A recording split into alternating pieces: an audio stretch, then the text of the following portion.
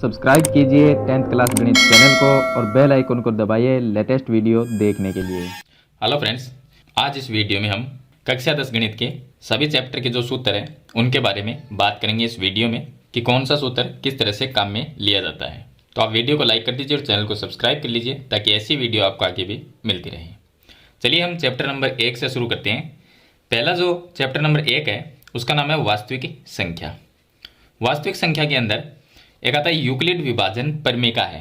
Euclid विभाजन परमेका का सूत्र है वो होता है a बराबर बी क्यू प्लस आर। ये होता है, इससे हम संख्याओं का एचसीएफ ज्ञात कर सकते हैं। अगर प्रश्न में लिखा हो कि यूक्लिड विभाजन परमेका से संख्या का एचसीएफ ज्ञात करना है तो आपको ये सूत्र उसमें लगाना है और इस सूत्र से एचसीएफ ज्ञात करना है। चलिए उसके बाद में हम चैप्टर नंबर 2 की बात करते हैं। चैप्टर नंबर 2 है, उसमें शून्यांकों तथा गुणांकों की अगर जांच करनी है तो शून्यांकों का योग होता है अल्फा प्लस बीटा। अल्फा और बीटा यहाँ पर शून्यक है तो अल्फा प्लस बीटा बराबर सूत्र होता है माइनस में बी बटे ए, और अल्फा गुणा बीटा यानी शून्यांकों का योग बराबर होता है सी बटे ए। तो अगर आपको शून्यांकों तथा गुणांकों की जांच करनी हो तो आपको ये सूत्र काम में लेना है। एक तो होता है शून्यांकों का योग और एक होता है शून्यांकों का गुणनफल। तो ये सूत्र आपको जांच करने के लिए काम में लेना है। अगर आपके पास में एक त्रिघात बहुपद दिया गया है, ये तो है द्विघात बहुपद के लिए। अगर आपके पास में एक त्रिघात बहुपद है और उसके शून्यक आपको दिए गए हैं या आप उसके शून्यक निकालते हैं और उनकी अगर जांच करनी है तो त्रिघात बहुपद में आपको ये देखिए alpha plus beta plus gamma, ये है शून्यांकों का योग माइनस में बी बटे ए होता है। यहाँ पर अल्फा गुणा बीटा मतलब दो शून्यांकों का गुणनफल है यहाँ पर, फिर प्लस में फिर दो शून्यांकों का गुणनफल, फिर प्लस फिर दो शून्यांकों का गुणनफल। इसका सूत्र होता है सी बटे ए। और ये है तीनों जो शून्यक है उनका गुणनफल अल्फा गुणा बीटा गुणा गामा बराबर माइनस डी बटे ए होता है। ये भी जांच करने के लिए है सूत्र और ये भी जांच करने के लिए है, लेकिन इनमें फर्क ये है, ये द्विघात बहुपद के लिए है और ये त्रिघात बहुपद के लिए है। और द्विघात बहुपद जो होता है उसका एक व्यापक रूप होता है ए एक्स स्क्वायर प्लस में बी एक्स प्लस में सी। अगर यहाँ पर ए बी सी के मान आप निकाल के रख देते हो इस बहुपद के अंदर व्यापक रूप में तो ये एक द्विघात बहुपद बन जाता है। चलिए उसके बाद में हम बात करते हैं चैप्टर नंबर 3 की। चैप्टर नंबर जो 3 है रैखिक समीकरण को हल करने की विधि। उसमें एक तो विधि है, तो रैखिक समीकरण को दो विधि से हल कर सकते हैं। एक है ग्राफीय विधि और दूसरी है बीजगणितीय विधि। इन दो विधियों से हल किया जा सकता है। तो ग्राफीय विधि में तो आपको ग्राफ बनाना पड़ता है, वो आप जानते हैं। और बीजगणितीय विधि में 3 विधि आती है, प्रतिस्थापन विधि, विलोपन विधि और वज्र गुणन विधि। इन 3 विधि से हम समीकरण को रैखिक समीकरण को हल कर सकते हैं। तो ये सभी विधि मैंने बता रखी है, तो आप चैनल पर जाइए, वहां पर आपको वीडियो मिल जाएगी। चलिए उसके बाद में हम बात करते हैं, ये भी देखिए चैप्टर नंबर 3 में है कि a1 बटे a2 और b1 बटे b2 का मान अगर बराबर ना हो, कोई समीकरण दी गई है हमें दो, उनमें a1 बटे a2 और b1 बटे b2 का मान अगर बराबर नहीं होता है तो वहां पर समीकरण जो होती है वो संगत होती है, समीकरण निकाय संगत होता है और उसके अद्वितीय हल होते हैं। और ग्राफ में बात करें तो इस तरह का जो संकेत होता है उसमें रेखाएं प्रतिच्छेदी रेखाएं होती हैं। दूसरा संकेत है कि a1 बटे a2 और b1 बटे b2 का मान बराबर हो और c1 बटे c2 का मान बराबर ना हो, तो उसमें समीकरण निकाय असंगत होगा, उसका कोई भी हल नहीं होगा और रेखाएं हैं वो समांतर रेखाएं होगी। और तीसरा है कि a1 बटे a2, b1 बटे b2 और c1 बटे c2 इन तीनों का मान अगर बराबर है तो उसमें उस समीकरण निकाय के अनेक हल होंगे और रेखाएं संपाती होगी। संपाती मतलब एक रेखा के ऊपर दूसरी रेखा होना, तो वो रेखाएं संपाती होगी। अब बात करते हैं चैप्टर नंबर 4 की। चैप्टर नंबर 4 में ये द्विघात समीकरण हो तो उसका व्यापक रूप ही होता है, एक द्विघात बहुपद होता है और एक द्विघात समीकरण। द्विघात बहुपद भी इस तरह का होता है लेकिन उसके बराबर में 0 नहीं होता और द्विघात समीकरण में 0 होता है। तो यहाँ पर व्यापक जो रूप है वो ax स्क्वायर प्लस में bx प्लस c बराबर 0, ये जो द्विघात समीकरण है उसका व्यापक रूप होता है। उसके बाद बात करते हैं विधि की कि द्विघात समीकरण को हल करने की कौन सी विधि है। तो एक है पूर्ण वर्ग विधि और द्विघाती सूत्र उससे भी हल कर सकते हैं और गुणनखंड विधि से भी हल कर सकते हैं। और द्विघाती सूत्र होता है x बराबर minus B plus minus under root B square minus 4ac बटे में 2a, जहां पर समीकरण में देख के abc का मान यहाँ पर लिख सकते हैं और x का मान निकाल सकते हैं। और विवेक्तिकर जो होता है उसकी बात करें तो विवेक्तिकर या इसको विवेचक भी कहते हैं, तो इसका सूत्र d बराबर होता है d बराबर बी स्क्वायर माइनस में 4ac। अब इसके भी कई नियम है बी स्क्वायर माइनस 4ac के, वो मैं आपको बता देता हूँ। इसके नियम यह है कि हमें अगर मूलों की प्रकृति देखनी है, अगर हमें कोई समृद्धिघात समीकरण दी गई है और उसमें ये लिखा है कि मूलों की प्रकृति ज्ञात कीजिए कि मूल किस तरह के हैं। तो मूलों की अगर प्रकृति आपको देखनी है एक द्विघात समीकरण के, तो उसमें अगर बी स्क्वायर माइनस 4ac इसका मान अगर 0 से बड़ा होता है, देखिए इसका मतलब क्या है कि ये जो बी स्क्वायर माइनस 4ac है इसका मान तो बड़ा है और 0 छोटा है। तो अगर इसका मान बड़ा है और 0 छोटा है मतलब कि 0 से बड़ा है, तो मूल इसके वास्तविक होंगे और भिन्न होंगे, तो उस समीकरण को आगे हल किया जा सकता है। सेकंड है कि बी स्क्वायर माइनस 4ac का मान अगर 0 आ जाए, यानी कि 0 के बराबर आ जाए, मतलब कि 0 ही आ जाए, तो उसके मूल कैसे होंगे, वास्तविक होंगे और बराबर मूल होंगे, दोनों एक जैसे आएंगे। अगर बी स्क्वायर माइनस 4ac का मान माइनस में आ जाए, मतलब 0 से छोटा है, तो 0 से छोटी संख्या माइनस में होती है, तो अगर माइनस में आ जाए तो उसके मूल क्या होंगे, काल्पनिक होंगे, और उस समीकरण को आगे हम हल नहीं कर सकते। चलिए अब देखिए समांतर श्रेणी, चैप्टर नंबर 5 आता है समांतर श्रेणी। समांतर श्रेणी में एक समांतर श्रेणी को हम a plus D, a plus 2d, a plus 3d इस तरह से व्यक्त कर सकते हैं एक समांतर श्रेणी को। ये होता है प्रथम पद, a प्लस डी का मतलब दूसरा पद, a प्लस 2d का मतलब तीसरा पद, a प्लस 3d का मतलब इसका चौथा पद, इस तरह से लिख सकते हैं। अगर आपको कोई भी nवां पद ज्ञात करना है तो उसके लिए आपको सूत्र लगाना है an का, an बराबर a प्लस n माइनस 1 गुणा में d। an मतलब nवां पद ज्ञात करने के लिए, कोई भी पद ज्ञात करना हो तो उसके लिए ये सूत्र लगाना है। अगर आपको समांतर श्रेणी का योग ज्ञात करना है तो योग ज्ञात करने के दो सूत्र है, योग ज्ञात करने के दो सूत्र है, और दोनों सूत्र में क्या करना है कि अगर आपके पास में a का मान है, d का मान है, n का मान है, तो आपको ये सूत्र लगाना है। इसका मेन सूत्र यही है, अगर आपको किसी समांतर श्रेणी का अंतिम पद दिया जाए, उसमें अंतिम पद दिया हो, तो आपको योग ज्ञात करना हो तो ये Sn का सूत्र लगाना है, Sn बराबर n/2 a प्लस में l। l का मतलब यहां पर समांतर श्रेणी का अंतिम पद होता है। उसके बाद में हम चैप्टर नंबर 7 की बात करते हैं, निर्देशांक ज्यामिति। तो निर्देशांक ज्यामिति में दो बिंदुओं के बीच की दूरी का सूत्र होता है, दो बिंदुओं के बीच की दूरी का सूत्र x2 माइनस x1 का होल स्क्वायर प्लस में y2 माइनस y1 का होल स्क्वायर और इसका अंडर रूट। अगर दो बिंदु के बीच की दूरी निकालनी है तो आपको ये सूत्र काम में लेना है। उसके बाद में आता है अनुपात निकालने के लिए।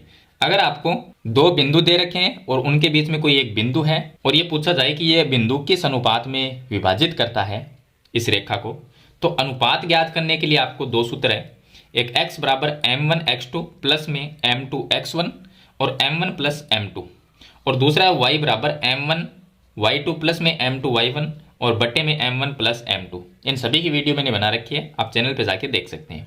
यहाँ पर जो m1 m2 है वो अनुपात होते हैं, तो इन्हीं का हमें अनुपात निकालना होता है, तो इस सूत्र से हम अनुपात निकाल सकते हैं। उसके बाद में मध्य बिंदु के निर्देशांक, अगर हमें दो बिंदु दिए गए हैं और उनके मध्य बिंदु का निर्देशांक ज्ञात करना है तो आप ये सूत्र लगा सकते हैं, x1 प्लस x2 बटे 2 और y1 प्लस y2 बटे 2। इस सूत्र से आप मध्य बिंदु के निर्देशांक ज्ञात कर सकते हैं। चलिए उसके बाद में अगर त्रिभुज का क्षेत्रफल ज्ञात करना है, ये भी निर्देशांक ज्यामिति में है। निर्देशांक ज्यामिति में अगर कोई त्रिभुज दिया गया है और उसके निर्देशांक दिए गए हैं तो त्रिभुज का क्षेत्रफल ज्ञात करने के लिए सूत्र काम में आएगा, 1/2 x1 ब्रैकेट में y2 minus y1 plus x2 y3 minus y1 plus में x3 और y1 माइनस में y2। तो ये सूत्र, इस सूत्र से आप त्रिभुज का क्षेत्रफल ज्ञात कर सकते हैं जब आपको एक त्रिभुज के निर्देशांक दिए गए होते हैं। अब बात करते हैं चैप्टर नंबर 8 की त्रिकोणमिति का परिचय। तो इसके अंदर काफी सूत्र हैं, तो देखिए इसमें सबसे पहले बात करते हैं साइन। साइन बराबर होता है लंब बटे कर्ण, और कोस बराबर होता है आधार बटे कर्ण। टेन बराबर होता है लंब बटे आधार, यानी कि लंब भुजा और आधार भुजा, और कोट है वो टेन का उल्टा हो जाता है। तो टेन क्या है, लंब बटे आधार है, तो कोट होगा आधार बटे लंब होगा। और सेक थीटा है वो कोसेक थीटा का उल्टा कर देंगे, तो ये आधार बटे कर्ण है तो ये कर्ण बटे आधार हो जाएगा। इसी तरह से कोसेक थीटा है वो साइन का उल्टा हो जाता है, ये लंब बटे कर्ण है तो ये कर्ण बटे लंब हो जाएगा। अब बात करते हैं व्युत्क्रम त्रिकोणमिति अनुपात। व्युत्क्रम मतलब एक उल्टा करना, मतलब 1/sin बराबर होता है कोसेक थीटा, ये होता है, और 1/cos कोस थीटा बराबर होता है सेक थीटा, और 1/tan थीटा को हम कोट थीटा के रूप में लिख सकते हैं। अब इनका उल्टा कर देते हैं कि कोसेक थीटा को 1/sin लिख सकते हैं, और सेक थीटा को 1/cos लिख सकते हैं, और कोट थीटा को 1/tan लिख सकते हैं, tan थीटा के रूप में लिख सकते हैं, और साइन बटे कोस के रूप में भी लिख सकते हैं। अगर कोट को लिखना हो तो साइन बटे कोस के रूप में लिख सकते हैं, मतलब कोस थीटा बटे साइन थीटा भी लिख सकते हैं। टेन को क्या लिख सकते हैं, साइन बटे कोस लिख सकते हैं। और यहाँ पर साइन को अगर इसके जगह ले जाए और कोसेक थीटा को यहाँ पर ले जाए तो क्या होगा, साइन थीटा को 1/cos कोसेक थीटा लिख सकते हैं। इसी तरह से इनको चेंज कर देंगे, सेक थीटा को यहाँ पर ले आएंगे और कोस थीटा को यहाँ पर ले जाएंगे, तो यहाँ पर कोस थीटा बराबर 1/सेक थीटा हो जाएगा। और इसी तरह से टेन को यहाँ पर लेके आएंगे और कोट को यहाँ पर ले जाएंगे, तो टेन थीटा को हम 1/कोट थीटा के रूप में लिख सकते हैं। अगर कोट को हम लिख सकते हैं तो टेन को भी लिख सकते हैं, तो ये व्युत्क्रम हो जाता है इनका। चलिए उसके बाद में पूरक कोण की बात करते हैं। पूरक कोण हम देखिए, एक होता है पूरक कोण और एक होता है संपूरक। संपूरक का मतलब दो कोणों का योग 180 डिग्री और पूरक कोण का मतलब 90 डिग्री। तो यहाँ पर पूरक कोण का जो त्रिकोणमितीय अनुपात है वो है साइन 90 माइनस थीटा होता है कोस थीटा, क्योंकि साइन 90 मिलके कोस बनता है और थीटा का थीटा रहता है। इसी तरह से cos 90 minus theta sine theta होता है, tan 90 minus theta cot theta होता है और cot 90 minus theta tan theta होता है। Sec 90 minus theta cosec theta हो जाता है और cosec 90 minus theta sec theta हो जाता है। उसके बाद में सूत्र आते हैं वर्ग संबंध वाले, यानी स्क्वायर वाले जो फॉर्मूले इसमें वो है कि sine square theta plus cos square theta का मान 1 होता है, ये इसमें सूत्र है। दूसरा है sec square theta minus tan square theta का मान भी 1 होता है और कोसेक स्क्वायर थीटा माइनस में कोट स्क्वायर थीटा का मान भी 1 होता है। और इन्हीं सूत्र से हम काफी सूत्र बना सकते हैं। देखिए sine square theta plus cos square theta का मान 1 होता है, तो इससे 2 और सूत्र बन सकते हैं। इसी तरह से इससे भी 2 सूत्र बन सकते हैं और इसी तरह इनसे भी 2 सूत्र और बना सकते हैं, क्योंकि टेन को इधर लेके आ सकते हैं या सेक को इधर लेके आ सकते हैं, तो 1 माइनस में हो जाएगा। तो इस तरह से सभी के 3-3 सूत्र हो जाते हैं। अब बात करते हैं चैप्टर नंबर 12 की। चैप्टर नंबर जो 12 है, आपको पता है कि वृत्त की परिधि का सूत्र 2πr होता है। अगर परिधि निकालना है तो 2πr सूत्र काम में लेना है। वृत्त का क्षेत्रफल निकालने के लिए πr स्क्वायर क्षेत्रफल काम में लेते हैं। दो वृत्त के बीच का अगर क्षेत्रफल निकालना है तो बड़े वृत्त का क्षेत्रफल उसमें से छोटे वृत्त के क्षेत्रफल को घटा देना है, यानी कि बड़े वृत्त का क्षेत्रफल πr स्क्वायर और छोटे वृत्त का क्षेत्रफल πr स्क्वायर 2 हो जाएगा, क्योंकि त्रिज्या को r1 r2 ले लेंगे। अगर वृत्त के तिर्य्य खंड का क्षेत्रफल निकालना है तो तिर्य्य खंड का 2 क्षेत्रफल सूत्र होते हैं। एक होता है πr स्क्वायर थीटा बटे 360 और दूसरा होता है 1/2 गुणा l गुणा r। अगर आपको लंबाई दी गई है, चाप की लंबाई दी गई है और त्रिज्या दी गई है, तब तो आप ये सूत्र लगा सकते हैं। अगर आपको कोण दिया गया है और त्रिज्या दी गई है, तब आप ये सूत्र लगा सकते हैं तिर्य्य खंड का क्षेत्रफल निकालने के लिए। चाप की लंबाई का सूत्र होता है πr थीटा बटे में 180। अगर आपको चाप की लंबाई निकालनी हो तो उसका सूत्र πr थीटा बटे 180 होता है। अगर आपको वृत्त खंड का क्षेत्रफल निकालना है, वृत्त खंड का, तो तिर्य्य खंड का क्षेत्रफल जो होता है उसमें से माइनस करना है जो उसके संगत त्रिभुज बना होता है उसका क्षेत्रफल। अब तिर्य्य खंड का जो क्षेत्रफल है वो πr स्क्वायर थीटा बटे 360, यहाँ पर ये लिखना है, माइनस जो उसके संगत त्रिभुज बना होगा उसका क्षेत्रफल का सूत्र लिखना है और उसमें मान लिख के हल कर लेने हैं। चलिए उसके बाद में दीर्घ तिर्य्य खंड का अगर क्षेत्रफल निकालना हो, तिर्य्य खंड 2 प्रकार के होते हैं। एक होता है लघु तिर्य्य खंड, तो ये तो है लघु तिर्य्य खंड का क्षेत्रफल का सूत्र। अगर आपको दीर्घ मतलब बड़ा तिर्य्य खंड का क्षेत्रफल निकालना है तो वृत्त जो होता है उसका क्षेत्रफल उसमें से माइनस करना है, छोटा जो तिर्य्य खंड होता है उसका क्षेत्रफल माइनस कर देना है। तो वृत्त का क्षेत्रफल मतलब πr स्क्वायर और माइनस में πr स्क्वायर थीटा बटे 360, यानी कि तिर्य्य खंड का क्षेत्रफल। अब बात करते हैं चैप्टर नंबर 13 की। घनाभ का संपूर्ण पृष्ठीय क्षेत्रफल निकालना हो तो आपको सूत्र काम में लेना है 2 इंटू में लंबाई गुणा चौड़ाई प्लस चौड़ाई गुणा ऊंचाई प्लस में ऊंचाई गुणा लंबाई। अगर आपको घनाभ का आयतन निकालना है तो आपको सूत्र काम में लेना है लंबाई गुणा चौड़ाई गुणा ऊंचाई। अगर आपको घन का संपूर्ण पृष्ठीय क्षेत्रफल निकालना है, घन का, तो घन का संपूर्ण पृष्ठीय क्षेत्रफल का सूत्र होता है 6 भुजा स्क्वायर। जहां पर भुजा का मान दिया होगा तो इसको गुणा करके हल कर सकते हैं। अगर घन का आयतन निकालना है तो आयतन का सूत्र होता है भुजा क्यूब, जो भुजा दी हुई उसको लिखना है और उसका क्यूब कर देना है। अगर आपको घनाभ के विकर्ण की लंबाई निकालनी है तो अंडर रूट में लंबाई का स्क्वायर प्लस में चौड़ाई का स्क्वायर प्लस में ऊंचाई का स्क्वायर, ये सूत्र काम में लेना है। अगर घन का विकर्ण निकालना है तो उसका सूत्र होता है, मतलब कि घन का जो विकर्ण होता है उसकी लंबाई का, तो लंबाई निकालनी हो तो अंडर रूट 3 गुणा भुजा, ये सूत्र आप काम में ले सकते हैं। इस सूत्र से आप घन के विकर्ण की लंबाई ज्ञात कर सकते हैं। चलिए अब बात करते हैं बेलन का वक्र पृष्ठीय क्षेत्रफल, क्योंकि जो चैप्टर नंबर 13 है उसमें घन है, घनाभ है, बेलन, शंकु और गोला, अर्धगोला, इस तरह से है। तो बेलन का अगर वक्र पृष्ठीय क्षेत्रफल निकालना है तो उसका सूत्र होता है 2πrh। अगर आपको बेलन का संपूर्ण पृष्ठीय मतलब पूरा पृष्ठ जो है, एक तो पृष्ठ आ जाएगा उसमें 2 ऊपर नीचे के वृत्त आ जाएंगे, अगर संपूर्ण पृष्ठीय क्षेत्रफल निकालना है तो उसका सूत्र होता है 2πrh प्लस में 2πr स्क्वायर, या तो आप ऐसा लिखो या आप लिख सकते हैं 2πr ब्रैकेट में h प्लस r। तो ये जो सूत्र है, इस सूत्र से आप बेलन का संपूर्ण पृष्ठीय क्षेत्रफल ज्ञात कर सकते हैं।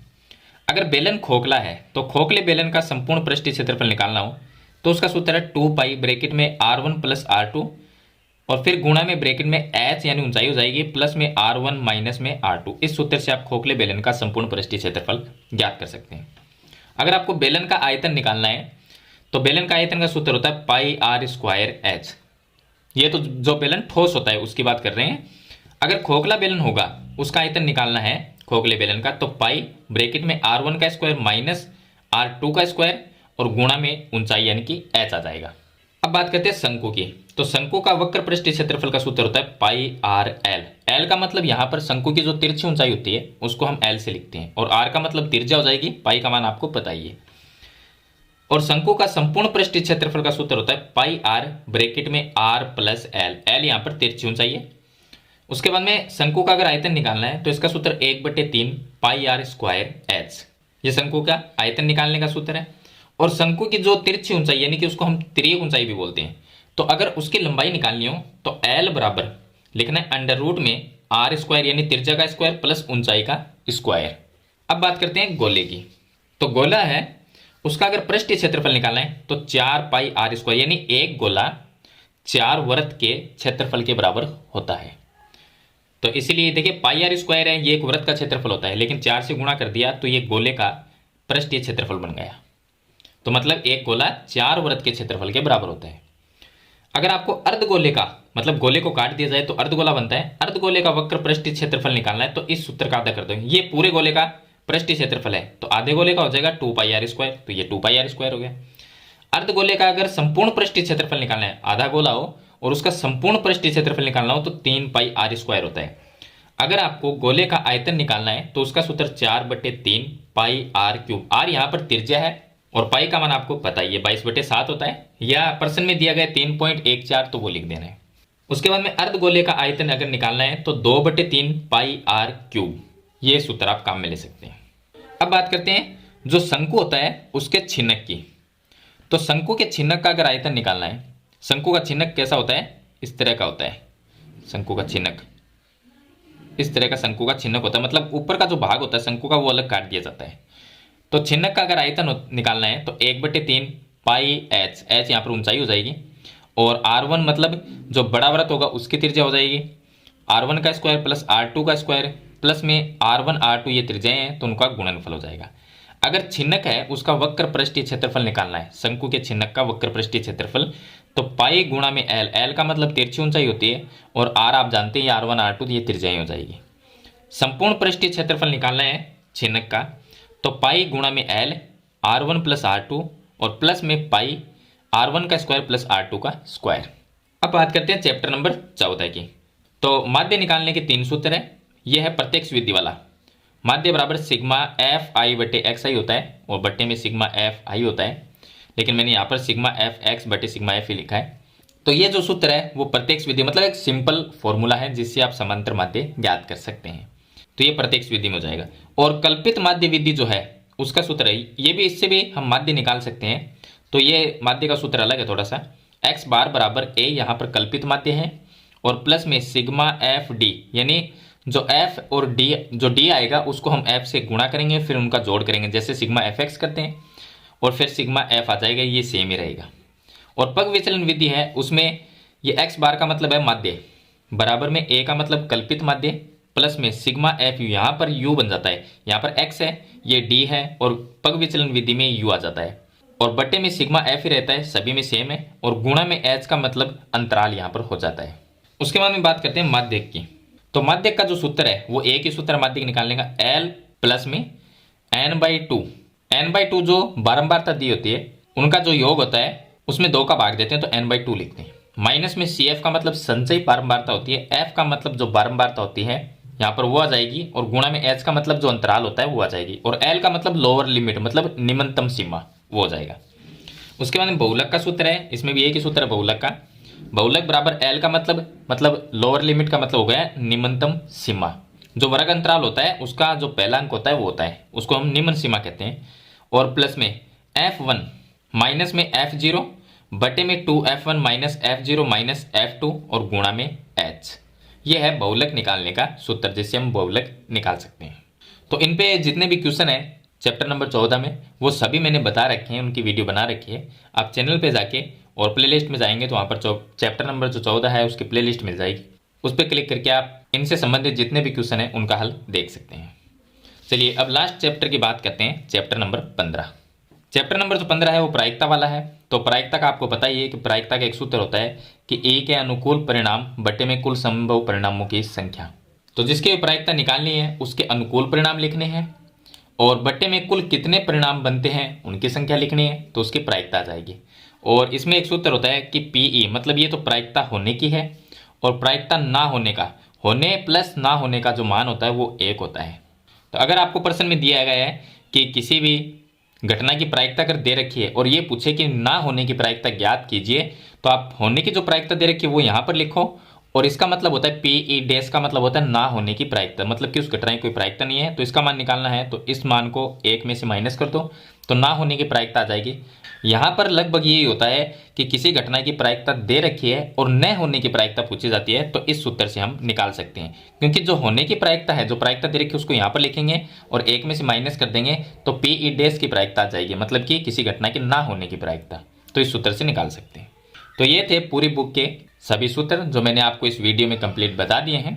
मेरे ख्याल से आपको ये समझ भी आए होंगे। फिर भी कोई आपका सवाल या सुझाव है तो मुझे कमेंट बॉक्स में जरूर लिखना। वीडियो पसंद आए तो इसे लाइक और शेयर जरूर कर देना। इस चैनल पर नए हैं तो सब्सक्राइब करना। हम मिलते हैं नेक्स्ट वीडियो में, तब तक के लिए थैंक यू।